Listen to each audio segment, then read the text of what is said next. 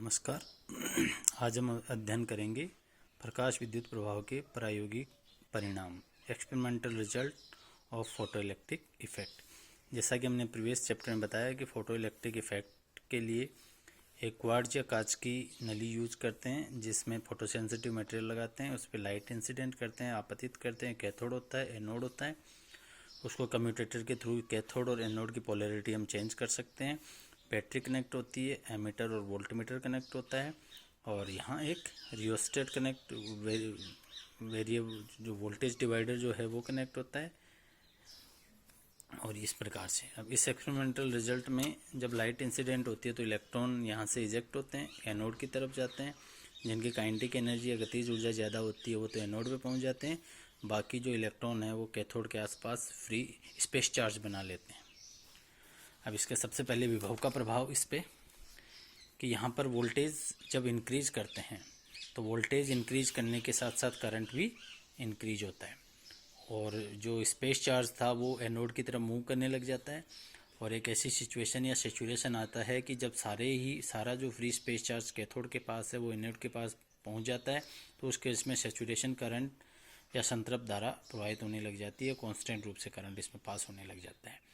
अब जैसा कि हमने जो कम्यूटेटर के थ्रू इसकी जब पोलैरिटी चेंज करते हैं तो पोलैरिटी चेंज करने पर जो पॉजिटिव प्लेट है ये वाली पॉजिटिव प्लेट नेगेटिव हो जाती है, नेगेटिव वाली प्लेट को कैथोड पर पॉजिटिव। तो इसमें से बहुत कम इलेक्ट्रॉन एनोड के पास पहुंचते हैं। अब अपोजिट पोलैरिटी में जब वोल्टेज को इंक्रीज करते हैं तो इलेक्ट्रॉन के अपोजिट डायरेक्शन में फोर्स लगता है, जिसके कारण एनोड पर पहुंचने वाले इलेक्ट्रॉनों की संख्या कम होती रहती है। तो लास्ट तक वो इलेक्ट्रॉन एनोड पर पहुंचेगा जिसकी काइनेटिक एनर्जी सबसे ज़्यादा होगी, और जब इलेक्ट्रॉन एनोड पर पहुंच जाएगा तो वो अपना रोल प्ले करेगा इस सर्किट में करंट पास करने के लिए। तो एक ऐसी पोटेंशियल, जिस पोटेंशियल पर जो मैक्सिमम काइनेटिक एनर्जी का इलेक्ट्रॉन, अधिकतम गतिज ऊर्जा वाला इलेक्ट्रॉन अगर एनोड तक नहीं पहुँच पाए तो उस कंडीशन में सर्किट में प्रवाहित होने वाली धारा का मान शून्य हो जाता है। उस पर्टिकुलर पोटेंशियल को, विभव को स्टॉपिंग पोटेंशियल या निरोधी विभव कहते हैं।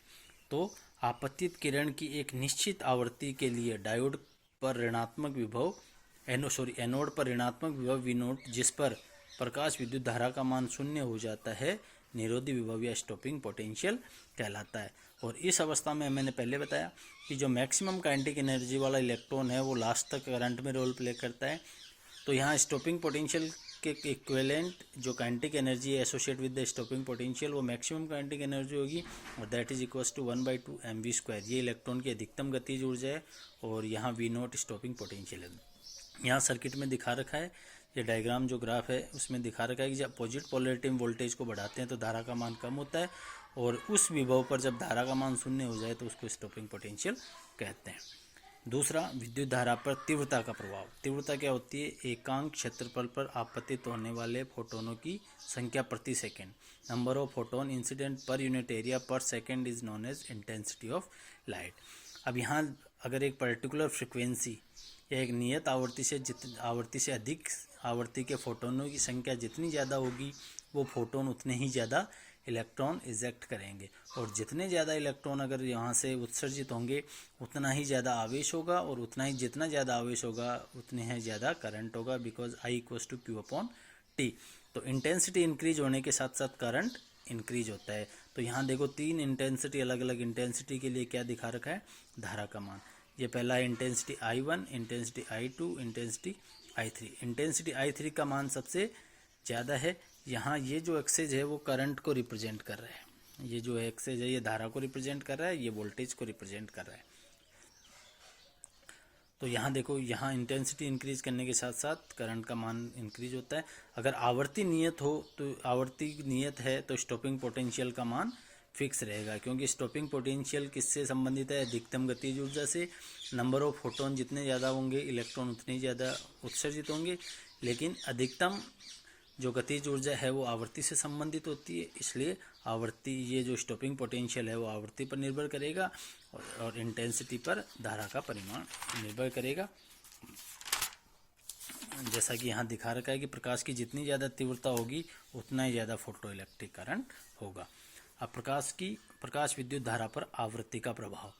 जैसा कि पहले बता चुके हैं कि जितनी ज़्यादा आवृत्ति होगी उतना ही ज़्यादा स्टॉपिंग पोटेंशियल होगा। तो यहाँ दिखा रखे हैं 3 अलग अलग stopping potential, new 1, new 2, new 3 अलग अलग आवृत्ति है।